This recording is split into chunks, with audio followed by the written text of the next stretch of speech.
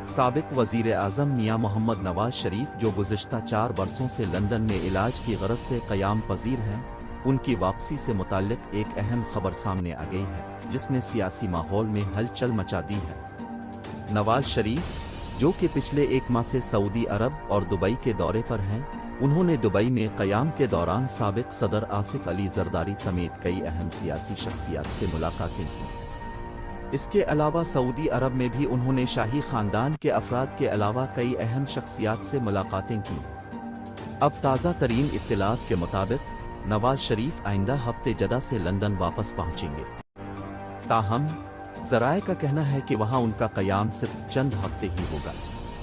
शरीफ ख़ानदान ने नवाज शरीफ की वतन वापसी के हवाले से ज़राए को बताया है कि मियां साहिब चंद हफ्ते लंदन में रहने के बाद वतन वापस आएंगे।